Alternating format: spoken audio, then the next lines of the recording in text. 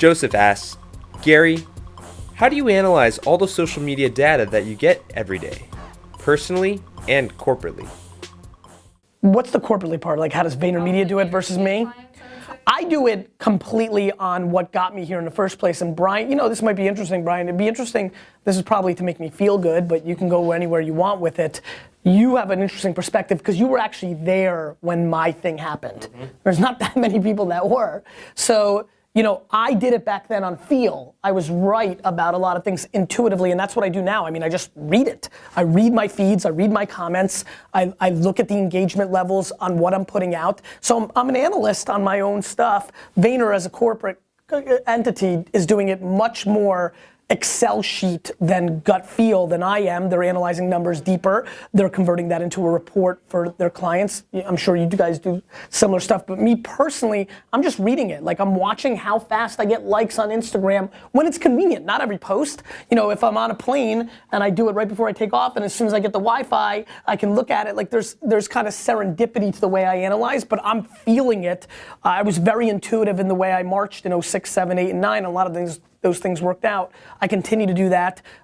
Look, I'm doing it even with this show. If you're noticing, Brian is now the culmination of a period here where we've brought in a lot of guests by comparison. So I'm always testing and learning, looking at the comments, trying to understand, trying to vibe with it.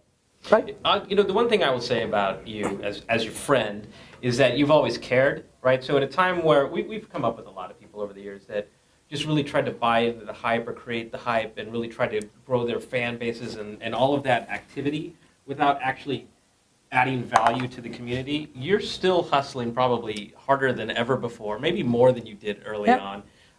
You take that feedback, I watch this, you take that feedback and you actually do something with it. You do shows like this where you can add value to people's lives, at people's streams, with everything that you do. So I think your metric system is just sort of a validation of the fact that you're listening to people and trying to give back to the community. That's evident, and you should be rewarded with that. Appreciate it. That's nice. You like that, India? Yeah.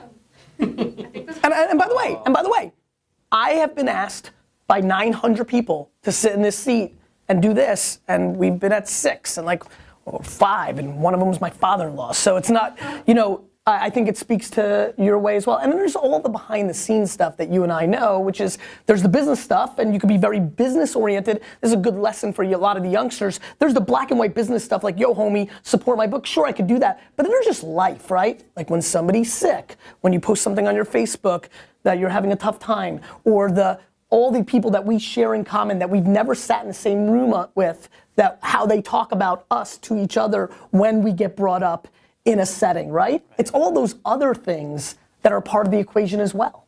I think if it's one thing I've learned along this journey is to constantly give more than you take and 5149. Treat people in ways that make them feel more special when they leave an engagement with you. And then the last is just live and act and breathe as if you want people to talk about you when you're not in the room in a way that's complimentary. 100%.